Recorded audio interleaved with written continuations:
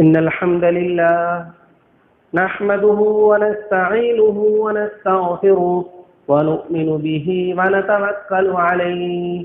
ونعوذ بالله من شرور أنفسنا ومن سيئات أعمالنا من يهده الله فلا مضل له ومن يضلل فلا هادي له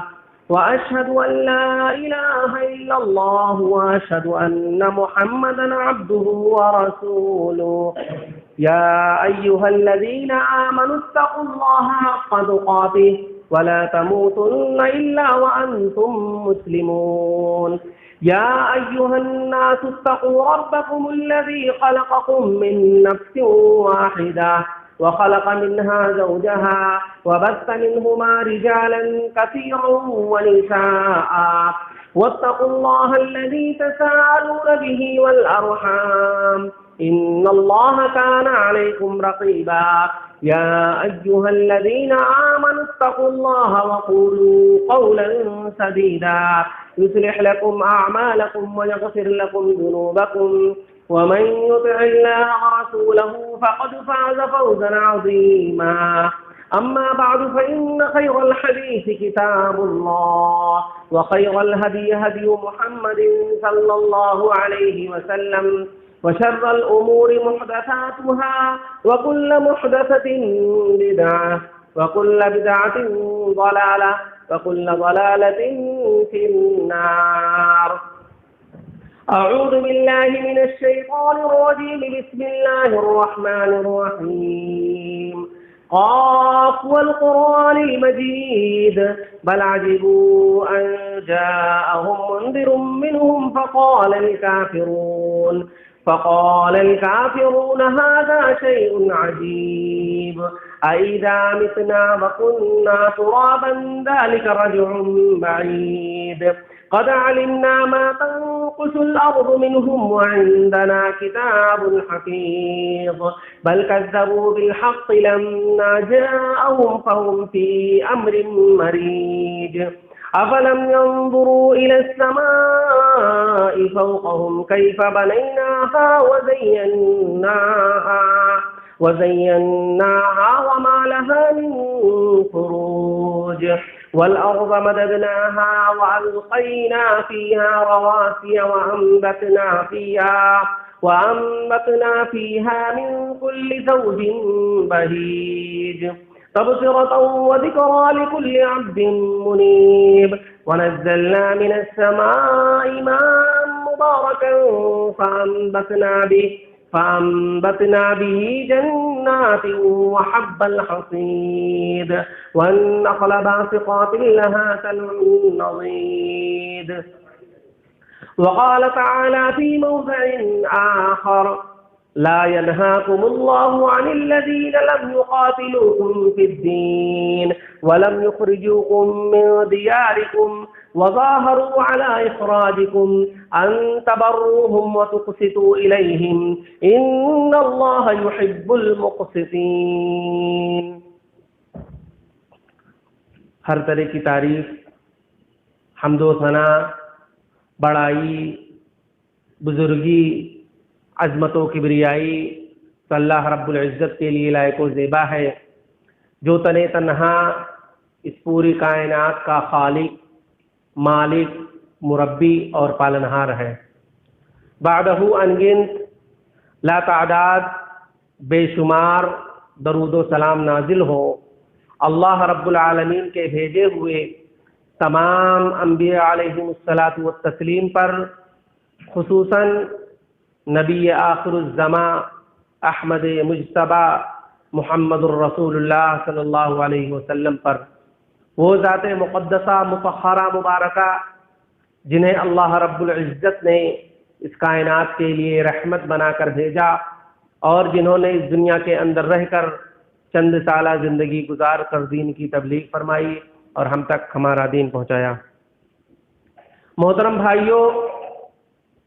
آج کے اس خطبہ جمعہ میں جس عنوان پر چند منٹ میں آپ کے سامنے کچھ باتیں پیش کرنے کی کوشش کروں گا وہ ہے موجودہ حالات میں امن پسند، صلح پسند انصاف پسند غیر مسلموں کے ساتھ ہمارے معاملات، ہمارا رویہ کیسا ہونا چاہیے۔ اسی حوالے سے قرآن مجید کی ایک آیت کریمہ کی میں نے تلاوت کی ہے۔ اللہ رب العالمین نے ارشاد فرمایا کہ لا ینہاکم اللہ عن الذین لم یقاتلوکم فی الدین، کہ اللہ رب العالمین تمہیں ان غیر مسلموں کے ساتھ انصاف کرنے سے منع نہیں کرتا، اللہ رب العالمین تمہیں روکتا نہیں ہے، منع نہیں کرتا ہے ان غیر مسلموں کے سلسلے میں، وہ غیر مسلم جو تمہیں تمہارے ملک سے نکالنے کی بات نہیں کرتے، وہ غیر مسلم جو تم سے لڑائی جھگڑا نہیں کرتے، دین کی بنیاد پر، اسلام کی بنیاد پر، شریعت کی بنیاد پر، عصبیت کی بنیاد پر جو تم سے لڑائی جھگڑا نہیں کرتے، جو تمہیں تمہارے ملک سے، تمہارے گھروں سے، تمہارے دیار سے نکالنے کی بات نہیں کرتے، ایسے غیر مسلموں کے ساتھ انصاف کرنے، عدل کرنے سے اللہ رب العالمین تمہیں منع نہیں کرتا، روکتا نہیں۔ ان تبروہم، اللہ نے کہا ایسے غیر مسلموں کے ساتھ انصاف کا معاملہ کیا کرو، ان اللہ یحب المقسطین، اللہ رب العالمین انصاف کرنے والے کو پسند کرتا ہے۔ محترم بھائیوں، یہ آیت کریمہ اور جس کا ترجمہ میں نے آپ کے سامنے پیش کیا ہے، یہ سورۃ الممتحنہ کی آیت ہے، اور سورہ ممتحنہ کا جو مرکزی مضمون ہے اس میں کفر اور اہل کفر سے برات اور بیزارگی کا اعلان کیا گیا ہے۔ اب آپ ذرا دیکھیں، غور کریں کہ جو سورت شرک اور اہل شرک سے بیزارگی کا اعلان کر رہی ہو، جو سورت کفر اور اہل کفر سے برات کا اعلان کر رہی ہو، اسی صورت کے اندر ایک آیت ایسی اللہ نے ذکر کی ہے کہ جس آیت کریمہ میں اللہ نے انصاف اور عدل کی باتیں کی ہیں۔ محترم بھائیوں، نبی کریم صلی اللہ علیہ وسلم کا اس دنیا کے اندر آنا، یہ انسانیت پر بہت بڑا احسان ہے، انسانیت پر بہت بڑا انعام ہے۔ اللہ رب العالمین نے ارشاد فرمایا کہ لقد من اللہ علی المؤمنین اذ بعث فیہم رسولا من انفسہم یتلو علیہم آیاتہ ویزکیہم ویعلمہم الکتاب والحکمہ، کہ اللہ رب العالمین نے اس گھڑی تمہارے اوپر بہت بڑا احسان کیا، وہ یہ کہ اللہ رب العالمین نے تمہیں میں سے ایک رسول بھیجا، وہ رسول جو تمہاری تربیت کر رہا ہے، وہ رسول جو تمہارا تزکیہ کر رہا ہے، وہ رسول جو صبح و شام قرآن مجید کی آیت کریمہ پڑھ کر تمہیں سناتا ہے، تو اس رسول کا اس دنیا کے اندر آنا یہ اللہ رب العالمین کا بہت بڑا تم پر احسان ہے۔ محترم بھائیوں، تو ہمارے لیے ضروری ہے کہ نبی کریم صلی اللہ علیہ وسلم کی سیرت کو ہم پڑھیں، نبی کریم صلی اللہ علیہ وسلم کے حیات طیبہ کے سلسلے میں جانکاری رکھنا، نبی کریم صلی اللہ علیہ وسلم کی سیرت کو پڑھنا، پڑھانا، سننا اور سنانا یہ ہر مسلمان کے اوپر فرض ہے، اور خصوصاً نبی کریم صلی اللہ علیہ وسلم کی سیرت کا وہ گوشہ کہ آپ صلی اللہ علیہ وسلم کے معاملات، آپ صلی اللہ علیہ وسلم کا رویہ، آپ صلی اللہ علیہ وسلم کا کردار غیر مسلمین کے ساتھ کیسا تھا، نبی کریم صلی اللہ علیہ وسلم کے تعلقات نجران کے نصارہ کے ساتھ کیسا تھا، مدینہ کے یہود کے ساتھ کیسا تھا، کفار مکہ کے کفار و مشرکین کے ساتھ نبی کریم صلی اللہ علیہ وسلم کے معاملات کیسے تھے، اس گوشے کو پڑھنا، سننا ہمارے لیے ازحد ضروری ہے۔ کیوں؟ کیونکہ ہندوستان جیسے ممالک میں ہم مسلمان اقلیت کی حیثیت سے غیر مسلم اکثریت کے درمیان رہتے ہیں، تو ایسی صورت میں اگر ہم نبی کریم صلی اللہ علیہ وسلم کی سیرت کو پڑھ کر کے نبی کریم صلی اللہ علیہ وسلم کے معاملات غیر مسلمین کے ساتھ آپ کا رویہ، آپ کا کردار کیسا تھا، اس چیز کو جان کر کے اور اس پر اگر ہم اپنے ملک میں، اپنے سماج میں، اپنے معاشرے میں، اپنے سوسائٹی میں خود اگر ہم عمل کرتے ہیں تو ہم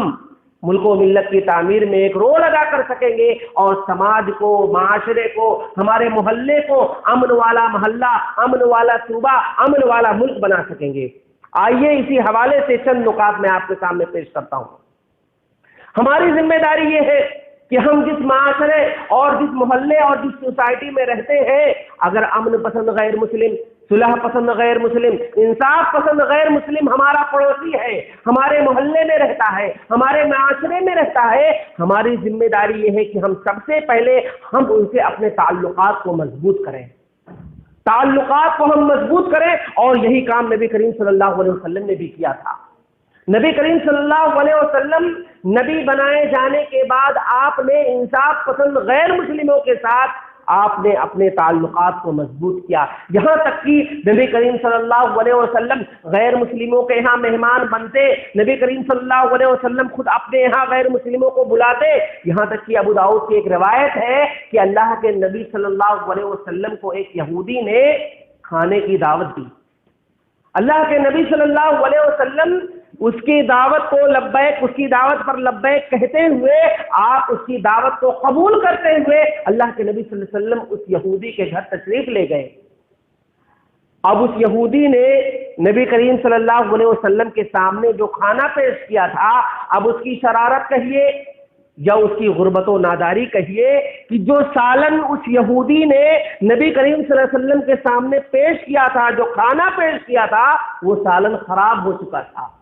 لیکن نبی کریم صلی اللہ علیہ وسلم کا تواضع دیکھیے کہ آپ نے اس سالن کو اسی روٹی سے کھایا اور آپ نے کبھی اس کھانے میں عیب نہیں نکالا، آپ صلی اللہ علیہ وسلم نے اس یہودی کی برائی نہیں کی، اللہ کے نبی صلی اللہ علیہ وسلم نے اس خراب کھانا کو جو اس یہودی نے پیش کیا تھا آپ نے اسے کھا لیا۔ تو نبی کریم صلی اللہ علیہ وسلم کا معاملہ یہ تھا کہ آپ نے مکی زندگی کے اندر غیر مسلم جو انصاف پسند امن پسند ہوتے تھے، اللہ کے نبی صلی اللہ علیہ وسلم نے اپنے تعلقات کو ان سے مضبوط کیا، اور آپ دیکھیے اس کا فائدہ کیا ہوا۔ اب اس کا فائدہ آپ دیکھیے کہ نبی کریم صلی اللہ علیہ وسلم ایک مرتبہ ایک یہودی نوجوان کو جو پتا چلا کہ وہ بیمار ہے، اللہ کے نبی صلی اللہ علیہ وسلم کا معاملہ یہ بھی تھا کہ اگر آپ کو پتا چلتا تھا کہ کوئی غیر مسلم بیمار ہے، آپ اس کی عیادت کے لیے اس کے گھر جایا کرتے تھے۔ ایک یہودی نوجوان جو بیمار ہوا، اللہ کے نبی صلی اللہ علیہ وسلم اس کی عیادت کے لیے اس کے گھر تشریف لے گئے۔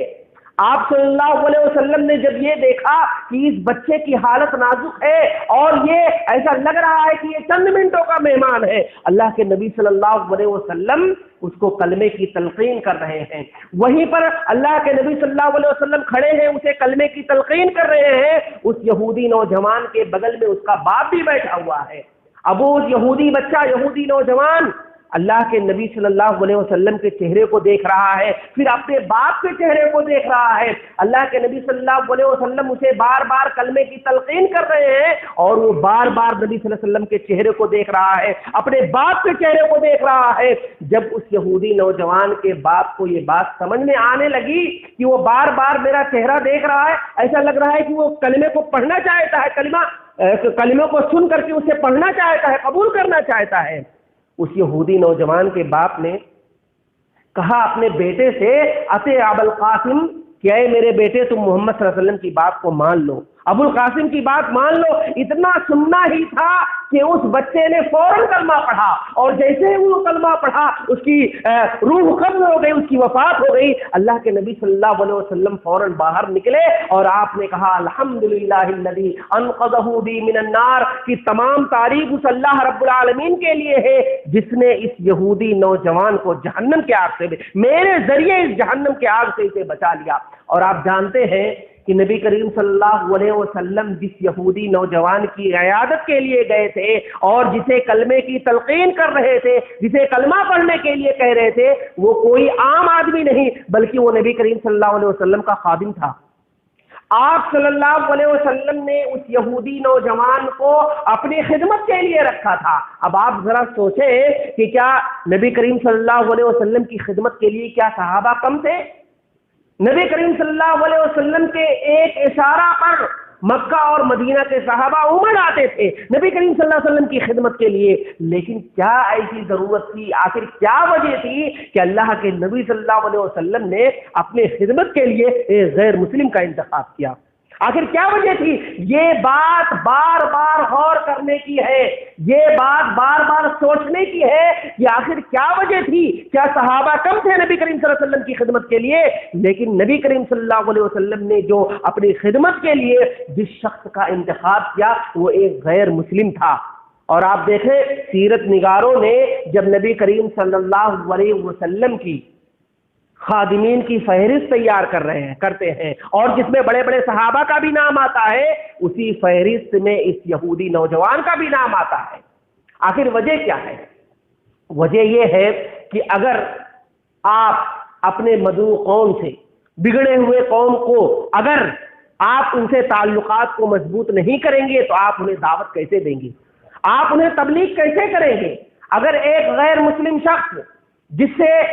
جو آج صبح و شام جو آپ کے محلے میں رہتا ہے، صبح اور شام وہ آپ کے کردار کو دیکھ رہا ہے، وہ آپ کے اخلاق کو دیکھ رہا ہے، آپ کے رویوں کو دیکھ رہا ہے کہ آپ کے معاملات اس کے بغل والے سے کیسا ہے، اور وہ ساری چیزیں دیکھ رہا ہے، تو وہ آپ سے کبھی قریب نہیں ہوگا، وہ آپ سے ہمیشہ دور بھاگنے کی کوشش کرے گا۔ لیکن اگر آپ اپنے اخلاق کو اچھا کریں گے، آپ کا کردار اچھا ہوگا، تو وہ غیر مسلم جو آپ کے پڑوس میں رہتا ہے وہ آپ کی بات کو سنے گا، وہ آپ کی بات مانے گا، تو آپ اسے تبلیغ کر سکیں گے۔ نبی کریم صلی اللہ علیہ وسلم کے بارے میں آپ نے جیسے میں نے یہ واقعہ بیان کیا، اس طرح سے بہت سارے ایسے واقعات ہیں کہ تعلق کی بنیاد پر نبی کریم صلی اللہ علیہ وسلم نے غیر مسلموں سے اپنے تعلقات کو مضبوط کیا، اور اس کا فائدہ یہ ہوا بغیر کسی تبلیغ کے، بغیر کسی دعوت کے ذوق در ذوق لوگ اسلام کے اندر داخل ہوئے۔ تو اگر ہم بھی تبلیغ کرنا چاہتے ہیں، اسلام اور توحید کی بات وہ غیروں میں پیش کرنا چاہتے ہیں، ضروری یہ ہے کہ پہلے ہم اپنے تعلقات کو ان سے اچھا بنائیں۔ اسی طرح سے نبی کریم صلی اللہ علیہ وسلم نے جو نبی کریم صلی اللہ علیہ وسلم کی جو تعلیمات ہے، اسلام نے جو ہمیں سکھایا ہے، بتلایا ہے، جو تعلیمات پیش کی ہے، ہمارے لیے ضروری ہے کہ جس طرح سے ہم اپنے ایک مسلمان بھائی کو عزت و احترام کی نگاہ سے دیکھتے ہیں، اور اسی طریقے سے اس کے جان کا احترام کرتے ہیں، اس کے مال کو احترام اور عزت کی نگاہ سے دیکھتے ہیں، ہمارے لیے ضروری ہے کہ ہمارے معاشرے میں، ہمارے محلے میں جو امن پسند غیر مسلم، صلح پسند غیر مسلم، انصاف پسند غیر مسلم ہمارے بغل میں، ہمارے محلے اور ہمارے پڑوس میں رہتے ہیں، ہماری ذمہ داری یہ ہے کہ ہم بھی انہیں عزت و احترام کی نگاہ سے دیکھا کریں، ہم ان کے مال کا بھی احترام کرنا سیکھیں، اور ان کے عزت و آبرو کا بھی ہم احترام کیا کریں۔ نبی کریم صلی اللہ علیہ وسلم بھی ایسا کیا کرتے تھے۔ آپ دیکھیں، وہ ابو داؤد کی روایت ہے کہ اللہ کے نبی صلی اللہ علیہ وسلم ایک مرتبہ ایک جنازہ گزرا، اللہ کے نبی صلی اللہ علیہ وسلم کھڑے ہو گئے احترام میں، کسی نے کہا اللہ کے نبی صلی اللہ علیہ وسلم انہا جنازۃ یہودی یا رسول اللہ، کہ اللہ کے نبی صلی اللہ علیہ وسلم آپ جس جنازے کو دیکھ کر کھڑے ہو گئے ہیں یہ ایک یہودی کا جنازہ ہے۔ اللہ کے نبی صلی اللہ علیہ وسلم نے کہا الیست نفسا، کیا یہ جان نہیں ہے، کیا یہ نفس نہیں ہے؟ گرچہ یہ عمل منسوخ ہے، اب یہ عمل نہیں کیا جائے گا، اللہ کے نبی صلی اللہ علیہ وسلم نے کیا، بعد میں اللہ کے نبی صلی اللہ علیہ وسلم نے منع کیا کہ اگر کوئی مسلمان کا بھی جنازہ جائے تو نہیں کھڑا ہونا ہے، یہ منسوخ ہے۔ لیکن اللہ کے نبی صلی اللہ علیہ وسلم نے یہ عمل کر کے یہ لوگوں کو پیغام دیا کہ موت ہوتی ہے، چاہے وہ یہودی کی موت ہو، چاہے وہ نصرانی کی موت ہو، وہ چاہے کسی مشرک کی موت ہو، اللہ کے نبی صلی اللہ علیہ وسلم نے یہ پیغام دیا کہ اسی طرح سے احترام کرنا چاہیے۔ یہ اللہ کے نبی صلی اللہ علیہ وسلم کی تعلیم تھی۔ اور آپ دیکھیں اللہ کے نبی صلی اللہ علیہ وسلم اپنی زندگی میں جب کسی کو امان دے دیتے تھے تو چاہے جو بھی معاملہ ہو جاتا تھا اس کو پورا کرتے تھے۔ آپ دیکھیے بہت مشہور واقعہ ہے کہ ایک روایت میں آپ کے سامنے پڑھتا ہوں، اس سے پہلے اللہ کے نبی صلی اللہ علیہ وسلم نے کہا من قتل معاہدا، کہ جس نے کسی معاہد کو قتل کیا لم یرح رائحۃ الجنہ، وہ جنت کی خوشبو بھی نہیں پائے گا، وان ریحھا لیوجد من مسیرۃ 40 عاما، کہ جبکہ جنت کی خوشبو 40 سال کی مسافت سے پہلے ہی آپ کو سونگنے کو مل جائے گی۔ یعنی آپ اللہ کے نبی صلی اللہ علیہ وسلم نے کہا من قتل معاہدا۔ اب معاہد کسے کہتے ہیں؟ معاہد کا مطلب یہ ہوتا ہے کہ کوئی غیر مسلم جو اسلامی ممالک میں ویزا ٹیکس دے کر کے رہتا ہو،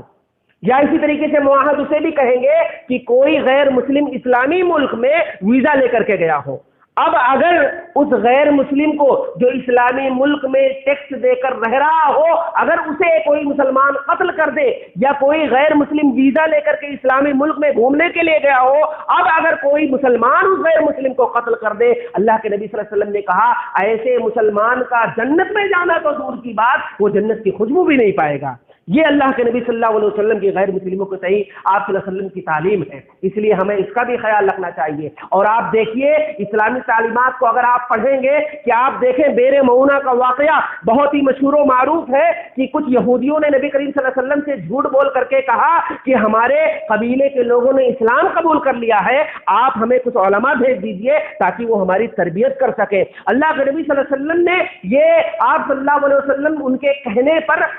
70 صحابہ کرام کو جو حفاظ تھے، حافظ قرآن تھے، علماء تھے، اللہ کے نبی صلی اللہ علیہ وسلم نے انہیں بھیج دیا۔ اب وہ گئے راستے میں، ان یہودیوں نے انہیں اللہ کے نبی صلی اللہ علیہ وسلم کے 70 علماء کو، صحابہ کو قتل کر دیا۔ ایک صحابی عمرو بن امیہ زمری رضی اللہ تعالیٰ عنہ وہاں سے بھاگتے ہوئے اپنی جان کو بچا کر کے نکل رہے تھے کہ نبی کریم صلی اللہ علیہ وسلم کے پاس جائیں گے، پوری خبر بتائیں گے کہ یہ یہودی جھوٹ بول کر کے آپ کے پاس آئے تھے اور آپ کے ساتھیوں کو انہوں نے قتل کر دیا ہے۔ جا ہی رہے تھے کہ راستے میں 2 آدمی سے ملاقات ہو گئی۔ انہوں نے کہا کہ تم کہاں جا رہے ہو اور کس قبیلے سے تعلق رکھتے ہو؟ ان دونوں نے کہا کہ ہم لوگ عامری قبیلے سے تعلق رکھتے ہیں۔ عمرو بن امیہ زمری نے کہا کہ ابھی اسی قبیلے کے لوگوں نے ہمارے 70 صحابہ کو، 70 علماء کو قتل کیا ہے، یہ اسی خاندان کے لوگ ہیں، اسی قبیلے کے لوگ ہیں۔ غصے میں آ کر کے انہوں نے ان دونوں کو مار دیا اور اللہ کے نبی صلی اللہ علیہ وسلم کے پاس آئے اور پورا ماجرا بتایا۔ اللہ کے نبی صلی اللہ علیہ وسلم نے جب یہ بات سنا تو اللہ کے نبی صلی اللہ علیہ وسلم نے عمرو بن امیہ زمری سے کہا کہ تم نے ان دونوں کو کیوں قتل کیا؟ اللہ کے نبی صلی اللہ علیہ وسلم سے وہ صحابی نے کہا کہ ان کے خاندان کے لوگوں نے ہمارے 70 صحابہ کو مارا، تو بدلے میں آ کر کے میں نے ان دونوں کو مار دیا۔ اللہ کے نبی صلی اللہ علیہ وسلم نے انہیں ڈانٹا اور کہا کہ تم نے ان دونوں کو قتل کیوں کیا؟ میں نے تو انہیں امان دے رکھی تھی۔ اور روایت کے اندر آتا ہے کہ ان دونوں عامریین کی طرف سے اللہ کے نبی صلی اللہ علیہ وسلم نے دیت دکھول بات پیش کیا۔ آپ دیکھیے اسلام کے علاوہ ایسی تاریخ کے اندر ایسی کوئی مثال نہیں مل سکتی ہے، تو اللہ کے نبی صلی اللہ علیہ وسلم نے گویا کہ ایک تعلیم دی کہ غیر مسلم کو اگر امان دے دی جائے، اس کو اپنے ملک میں، اگر اسلامی ملک میں ہے تو اسے قتل کرنا یہ اللہ کے نبی صلی اللہ علیہ وسلم نے حرام ٹھہرایا ہے۔ اور مال کی بات اگر آپ دیکھیں، مغیرہ بن شعبہ رضی اللہ تعالیٰ عنہ نے جب اس غیر مسلم کو مار کر کے اس کا مال لے کر کے نبی صلی اللہ علیہ وسلم کی خدمت میں پیش کیے تھے، بخاری کی روایت ہے، اللہ کے نبی صلی اللہ علیہ وسلم نے مغیرہ بن شعبہ سے کہا کہ تم اسلام قبول کر چکے ہو، اچھی بات ہے،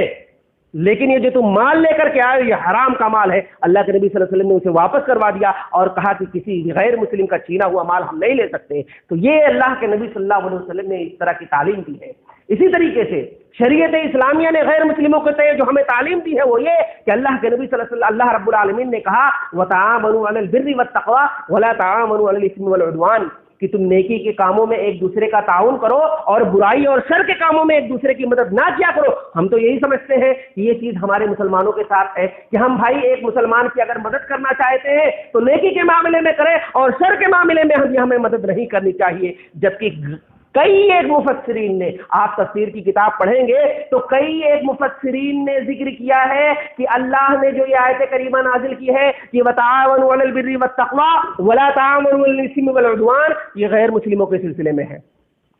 یہ آیت کریمہ غیر مسلموں کے سلسلے میں اللہ رب العالمین نے نازل کیا ہے۔ آپ دیکھیں، اور اس کا حوالہ انہوں نے یہ دیا ہے کہ جب صلح حدیبیہ کے موقع پر جب صحابہ کرام مدینہ سے عمرہ کرنے کے لیے آ رہے تھے اور حدیبیہ مقام پر جب پہنچے تو کافروں نے انہیں منع کر دیا، مکہ میں داخلے کے لیے انہیں منع کر دیا اور ان پر پابندی عائد کر دی، کہا کہ اس سال تم لوگ مکہ کے اندر داخل نہیں ہو سکتے، نہ عمرہ کر سکتے۔ تو بہت سارے صحابہ کرام غصہ ہو گئے تھے، بہت صحابہ کرام غصہ ہو گئے اور کہا کہ ہم لوگ تو پوری تیاری کر کے آئے تھے کہ ہم جا کر کے اس سال عمرہ کریں گے اور ہمیں عمرہ کرنے سے روک دیا گیا۔ اور جب وہ لوگ واپس مدینہ جانے لگے تو بہت زیادہ غصے کی حالت میں تھے۔ اللہ نے ایک آیت نازل کیا کہ وَتَعَاوَنُوا عَلَى الْبِرِّ وَالتَّقْوَىٰ وَلَا تَعَاوَنُوا عَلَى الْإِثْمِ وَالْعُدْوَانِ، کہ تم نیکی کے معاملے میں ایک دوسرے کی مدد تو کرو لیکن برائی کے کاموں میں ایک دوسرے کی مدد نہ کرو۔ یعنی کہیں ایسا نہ ہو کہ غصے کے معاملے میں اور اسی طریقے سے کہیں ایسا نہ ہو کہ تمہاری ظلم و زیادتی اور اس طرح سے بڑھ جائے کہ تم غصے کے معاملے میں ان کے ساتھ تم ایک دوسرے کی مدد کرنا اور اسی طریقے سے اس طرح سے نہ چھوڑ دو۔ اور آپ دیکھیں نبی کریم صلی اللہ علیہ وسلم کے حوالے سے کہ آپ دیکھیں جب آپ مکہ کے اندر تھے، نبی بنائے جانے سے پہلے کی بات ہے، اللہ کے نبی صلی اللہ علیہ وسلم مکہ کے اندر تھے تو اس وقت معاملہ ایسا تھا کہ مکہ کا مکہ کے حالات خراب ہو چکے تھے، مکہ کے اندر بدامنی پھیل گئی تھی، چوریاں زیادہ ہونے لگی تھی، لوگوں کے گھروں کو لوٹ لیا لے جایا کرتا تھا۔ تو ایسے موقع پر کچھ لوگ، کچھ افراد تیار ہوئے اور ان لوگوں نے کہا کہ ہم لوگ ایک ایسی تنظیم بناتے ہیں کہ جس تنظیم کے تحت ایک ایسا کام کریں گے کہ چور کے ہاتھ کو پکڑا جائے گا، اور اسی طریقے سے جو آدمی دوسرے پر ظلم کرتا ہے اس کو ظلم سے روکا جائے گا۔ اس سلسلے میں ہمیں ایک تنظیم بنانے کی ضرورت ہے۔ لوگ مشورہ لینے نبی صلی اللہ علیہ وسلم کے پاس پہنچے، اللہ کے نبی صلی اللہ علیہ وسلم سے کہا کہ ہم ایسا ایسا کرنا چاہتے ہیں۔ اللہ کے نبی صلی اللہ علیہ وسلم نے کہا کہ یہ بہت اچھی بات ہے، یہ بہت اچھی چیز ہے، اور اللہ کے نبی صلی اللہ علیہ وسلم نے کہا کہ ٹھیک ہے، آپ لوگ تنظیم بنائیں گے اچھے کام کرنے کے لیے تاکہ مکہ کو امن و سکون والا شہر بنایا جا سکے، تو میں بھی تمہارا تعاون کروں گا۔ اللہ کے نبی صلی اللہ علیہ وسلم ان کافروں کے ساتھ مل کر کے آپ نے ان کا بھرپور تعاون کیا۔ اب اگر کوئی یہ اعتراض کر بیٹھے کہ یہ تو نبی بنائے جانے سے پہلے کی بات ہے، آپ نبی بنائے جانے سے پہلے کی بات کر رہے ہو، اللہ کے نبی صلی اللہ علیہ وسلم اس وقت نبی نہیں بنائے گئے تھے، تب نے آپ اس وقت آپ نے غیر مسلموں کا ساتھ دیا تھا، تو میں آپ کو کہنا چاہوں گا کہ اللہ کے نبی صلی اللہ علیہ وسلم کی جو زندگی اور آپ صلی اللہ علیہ وسلم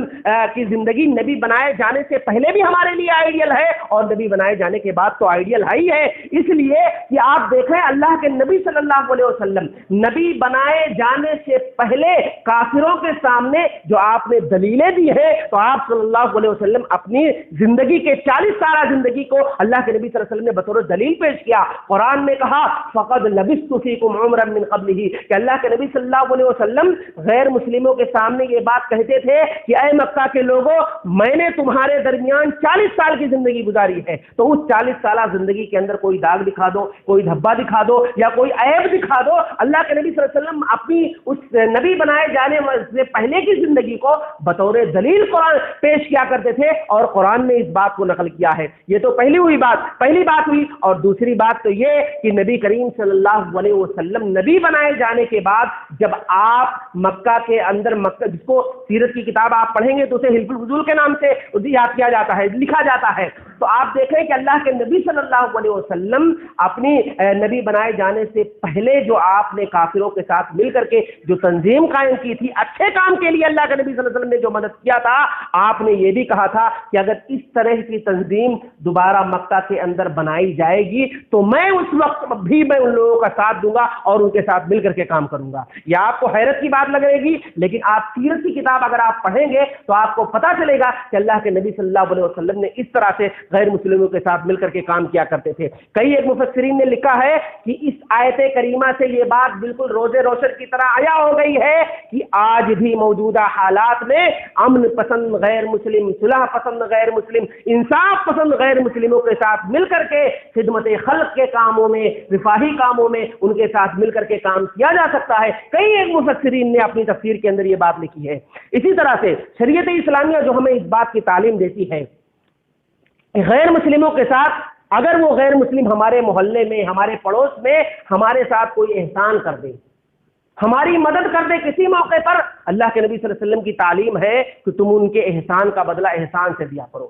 اگر وہ تمہاری مدد کرے غیر مسلم تو ایسے موقع پر تم بھی ان کی مدد کرو۔ تمہارے ساتھ اگر کوئی احسان کا معاملہ کر دے تم بھی ان کے ساتھ احسان کا معاملہ کرو۔ اور نبی کریم صلی اللہ علیہ وسلم کی زندگی کے اندر دلائل بھرے پڑے ہیں اس طرح سے کہ اللہ کے نبی صلی اللہ علیہ وسلم نے بدلے کے طور پر غیر مسلموں کے ساتھ آپ نے احسان کیا ہے۔ آپ دیکھیے مطعم بن عدی جو مکہ کا سردار تھا، نبی کریم صلی اللہ علیہ وسلم پر کو جب لوگ زیادہ ستانے لگے، زیادہ پریشان کرنے لگے، آپ ہجرت کر کے طائف چلے گئے تھے۔ جب طائف میں آپ صلی اللہ علیہ وسلم گئے اور طائف کے لوگوں نے جب آپ کی بات نہیں مانی، اللہ کے نبی صلی اللہ علیہ وسلم مکہ کے اندر واپس آنا چاہتے تھے۔ مکہ کے باؤنڈری کو اس طریقے سے بند کر دیا گیا کہ نبی صلی اللہ علیہ وسلم چونکہ مکہ سے طائف چلے گئے ہیں، اب ان کو دوبارہ مکہ کے اندر داخلے کی اجازت نہیں ہے۔ سارے لوگوں نے منع کر دیا کہ چونکہ مکہ سے یہ جا چکے ہیں اب ان کو دوبارہ مکہ میں داخلہ نہیں دیا جائے گا۔ مطعم بن عدی جو کافر تھا، مکہ کا سردار تھا، وہ کھڑا ہوا اور اس نے اپنے قوم والوں کے سامنے یہ اعلان کیا، کہا کہ میں انہیں شخصی اور ذاتی پناہ میں مکہ واپس لانا چاہتا ہوں۔ اور وہ کھڑا ہوا، سارے لوگوں کی آوازیں بند کیا، اور نبی صلی اللہ علیہ وسلم چونکہ مکہ میں آنا چاہتے تھے، لوگ انہیں منع کر رہے تھے، لیکن مطعم بن عدی نے نبی صلی اللہ علیہ وسلم کو مکہ کے اندر داخلہ دیا، یہ ایک احسان تھا۔ دوسرا احسان یہ کہ جب مکہ والوں نے صحابہ کرام اور نبی کریم صلی اللہ علیہ وسلم کو شیب ابی طالب کے اندر محصور کر دیا، قید کر دیا اور ان کے ساتھ ان سے قطع تعلق کر لیا، اور اسی طریقے سے نہ ان کے ساتھ کاروبار کرتے تھے نہ تجارت کرتے تھے، بالکل مکمل طور سے انہیں بائیکاٹ کر دیا۔ 3 سال تک صحابہ رسول بیان کرتے ہیں کہ ہمارے پاس نہ کھانے کی کوئی چیز تھی نہ پینے کی کوئی چیز تھی، ہمیں کھانے کی بھوک لگتی تھی تو یہ درخت جو ہوتے تھے کھجور کے درخت کے پتوں کو چبا چبا کر کے ہم نے زندگیاں گزاری۔ یہ حالت مسلمانوں کی مکہ کے اندر ہو گئی تھی، تو مطعم بن عدی بھی اس موقع پر کھڑا ہوا اپنے چند ساتھیوں کو لے کر کے، اور اس نے کہا کہ یہ محمد صلی اللہ علیہ وسلم سے ہمارا دینی اختلاف ہے، عقیدے کا اختلاف ہے، لیکن یہ ہمارے ہی تو خاندان کے لوگ ہیں، ہم ان کے ساتھ جو ظلم ہو رہا ہے 3 سال سے جو انہیں بائیکاٹ کیا گیا ہے، اب ہم اس ظلم کو نہیں برداشت کر سکتے۔ کون کہہ رہا ہے؟ ایک کافر کہہ رہا ہے، اور اس نے اپنے چند ساتھیوں کے ساتھ کھڑا ہوا، اور جو ان لوگوں نے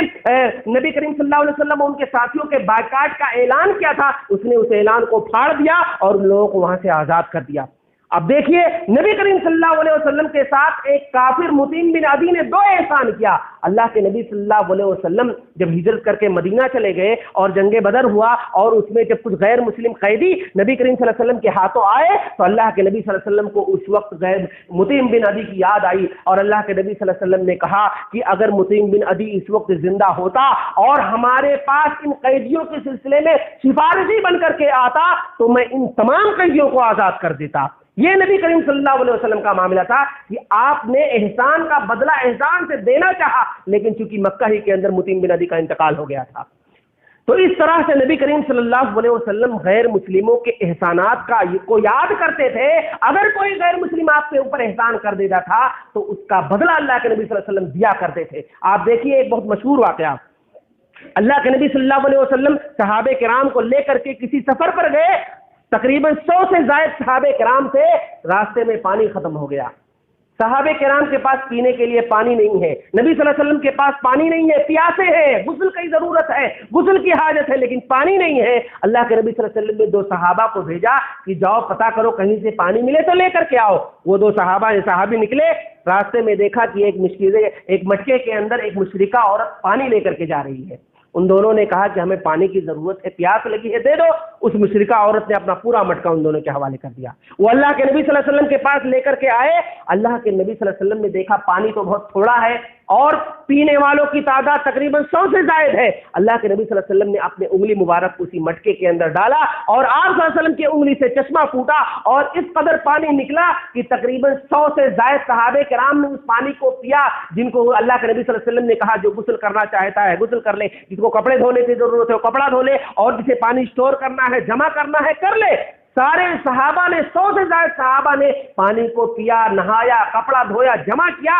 لیکن اس عورت کے مٹکے میں سے ذرہ برابر پانی کم نہیں ہوا۔ اللہ کے نبی صلی اللہ علیہ وسلم نے وہ بھرا ہوا مٹکا جیسے وہ لے کر کے آئی تھی اسے واپس کر دیا، اور صحابہ کرام سے کہا کہ اس عورت کی اجرت تم دے دو، عین موقع پر اس نے پانی دے کر کے تمہاری مدد کی ہے تو کچھ نہ کچھ اسے دے دو۔ جس کے پاس جو کچھ تھا، کسی کے پاس کھجور تھا، کسی کے پاس ستو کا آٹا تھا، کچھ بھی تھا، ان لوگوں نے اس عورت کے حوالے کر دیا۔ جب وہ چلی گئی تو اس نے اپنے قوم والوں کے سامنے کہا جئتکم من عند اطہر الناس، کہ اے لوگوں میں ابھی اس وقت تم لوگوں کے ساتھ ایک بہت بڑے جادوگر کے پاس سے ہو کر آ رہی ہوں۔ اس نے معجزے کو جادو سمجھ لیا، اور اس نے پورا واقعہ بتایا کہ ایسے ایسے معاملہ ہوا کہ میرا پانی بھی مجھے واپس مل گیا جتنا میں نے دی تھی، اور اسی طریقے سے مجھے بدلے میں بہت ساری چیزیں ملی۔ اور روایت کے اندر آتا ہے کہ اللہ کے نبی صلی اللہ علیہ وسلم نے صحابہ کرام کو یہ وصیت نصیحت کیے تھے کہ جس عورت نے فلاں موقع پر تمہیں پانی کے ذریعے سے تمہاری اس نے مدد کی ہے، کبھی اس کی بستی پر حملہ نہ کرنا۔ آپ دیکھیں کہ مسلمانوں اور کافروں کے درمیان جب بھی کچھ مدبھیڑ ہوتی تھی، لڑائیاں ہوتی تھی، اس عورت کا بستی پورا محفوظ تھا۔ اس عورت نے ایک موقع پر کہا اپنے قبیلے کو لوگوں کو جمع کر کے کہ چاروں طرف سے لڑائیاں ہو رہی ہیں، لیکن میرا بستی محفوظ کیوں ہے؟ میرے بستی میں لوگ آ کر کے لڑائی کیوں نہیں کر رہے؟ مجھے ایسا لگتا ہے کہ یہ لوگ ایک مرتبہ میں نے انہیں پانی دے کر کے ان کی مدد کیا تھا، ایسا لگ رہا ہے کہ یہ لوگ پانی کے احسان کا بدلہ چکا رہے ہیں اور میرا گاؤں محفوظ ہے۔ روایت کے اندر آتا ہے کہ پورا کا پورا گاؤں مسلمان ہو گیا۔ نبی کریم صلی اللہ علیہ وسلم کے ایک احسان کا بدلہ آپ صلی اللہ علیہ وسلم نے اس مشرکہ عورت کے احسان کا بدلہ دیا اور نتیجے میں پورا کا پورا گاؤں مسلمان ہو گیا۔ تو اللہ کے نبی صلی اللہ علیہ وسلم کی یہ تعلیم ہے کہ ہم دیکھیں کہ ہمارے معاشرے میں، ہمارے محلے میں، ہمارے سماج میں جو ہم سے لڑائی جھگڑا کرنے والے غیر مسلم نہیں ہوتے ہیں، اچھے ہوتے ہیں، بااخلاق ہوتے ہیں، انصاف پسند ہوتے ہیں، اگر وہ ہماری مدد کر دے، ہماری ذمہ داری ہے کہ ہم بھی ان کی مدد کریں۔ ہمارے ساتھ اگر وہ احسان کا معاملہ کرتے ہیں، ہماری ذمہ داری ہے کہ ہم بھی ان کے ساتھ احسان کا معاملہ کریں۔ یہ نبی صلی اللہ علیہ وسلم کی تعلیم ہے۔ اسی طرح سے اللہ کے نبی صلی اللہ علیہ وسلم نے جو تعلیم ہمیں دی ہے کہ ہم غیر مسلموں کے ساتھ انصاف بھی کیا کریں۔ ایسا نہیں کہ ہمارے محلے میں مسلمان زیادہ ہیں، مسلمانوں اور کافروں میں لڑائی ہو گئی اور ہم جانتے ہیں کہ غیر مسلمانوں کی غلطی ہے، لیکن تعصب میں آ کر کے ہم اپنے مسلمان کا ساتھ دیں اور غیر مسلموں کو اس طریقے سے اسے ظالم ٹھہرا دے۔ اللہ کے نبی صلی اللہ علیہ وسلم نے اسے منع کیا ہے۔ اللہ رب العالمین نے کہا وَلَا يَجْرِمَنَّكُمْ شَنَآنُ قَوْمٍ أَن صَدُّوكُمْ عَلَىٰ أَلَّا تَعْدِلُوا اعْدِلُوا هُوَ أَقْرَبُ لِلتَّقْوَىٰ، کہ ایسے موقع پر کہیں ایسا نہ ہو کہ تمہاری قوم کی دشمنی تمہیں اس بات پر آمادہ نہ کر دے کہ تم انصاف کرنا بھول جاؤ۔ آپ دیکھیے نبی کریم صلی اللہ علیہ وسلم کے دور میں کتنے ایسے واقعات ہوئے، یہودی اور مسلمان میں جھگڑا ہوا، یہودی اللہ کے نبی صلی اللہ علیہ وسلم کے پاس شکایت لے کر کے آیا اور اللہ کے نبی صلی اللہ علیہ وسلم نے جب یہ دیکھا کہ مسلمان کی غلطی ہے تو اللہ کے نبی صلی اللہ علیہ وسلم نے مسلمانوں کو ڈانٹا۔ اور یہی ایک واقعہ اللہ کے نبی صلی اللہ علیہ وسلم کے دور میں ایسا آیا کہ ایک مسلمان نے چوری کی اور اس نے الزام یہودی پر لگا دیا، اور قبل اس کے کہ نبی صلی اللہ علیہ وسلم اس یہودی کو سزا دیتے، قرآن مجید کی آیت کریمہ نازل ہو گئی کہ انا انزلنا الیک الکتاب بالحق لتحکم بین الناس ولا تقل للخائنین خصیما، کہ اے نبی صلی اللہ علیہ وسلم آپ جسے مجرم گرداننے والے تھے، آپ جسے چور ثابت کرنا چاہتے تھے، وہ چور یہودی نہیں بلکہ یہ مسلمان ہے، آپ کو جو کرنا ہے اس مسلمان کے ساتھ کریے۔ آپ دیکھیے قرآن کریم کی آیت کریمہ کا نزول ہو رہا ہے یہودی کے برات کے سلسلے میں اور مسلمانوں کو مجرم گردانے کے سلسلے میں۔ اللہ نے قرآن مجید کے اندر کہا واستغفر اللہ، اے نبی صلی اللہ علیہ وسلم آپ اللہ سے استغفار کریے، اللہ رب العالمین بخشنے والا ہے۔ تو کہنے کا مطلب یہ ہے کہ اللہ کے نبی صلی اللہ علیہ وسلم کی جو تعلیمات ہمارے لیے ہے، آپ صلی اللہ علیہ وسلم نے جو ہمیں تعلیمات دی ہے وہ یہ کہ انصاف ہم کریں۔ ہمارے محلے میں ہر طرح کے لوگ رہتے ہیں، لیکن ہماری ذمہ داری ہے کہ ہمیشہ ہم انصاف کا معاملہ کیا کریں، تعصب میں آ کر کے ایسا نہ ہو کسی مسلمانوں کی اچھا کہیں اور اس طریقے سے غیر مسلم اگر اچھا ہے تو ہم اس کو اچھا نہ کہیں۔ آپ دیکھیے ایک واقعہ بیان کر کے میں اپنی بات ختم کروں گا کیونکہ موضوع تو بہت لمبا تھا، لیکن میں بہت ہی اختصار کے ساتھ آپ کے سامنے باتیں پیش کر رہا ہوں۔ آپ دیکھیں ہمارا معاملہ کیا ہے، ہم تو ہماری زبانوں پر یہ کلمہ ہمیشہ رہتا ہے کیونکہ ملک کے حالات بھی ویسے ہیں، اس لیے ہم اس طرح کی باتیں کرتے ہیں کہ ہمیں کافروں پر بھروسہ نہیں کرنا چاہیے، ان پر اعتبار نہیں کرنا چاہیے کیونکہ میڈیا نے یہ ساری باتیں پھیلا دی ہے۔ لیکن اگر آپ غور کریں گے اپنے محلے میں، اپنے سماج میں، اپنے معاشرے میں اور اپنی سوسائٹی میں، تو بہت سے ایسے غیر مسلم آپ کو ملیں گے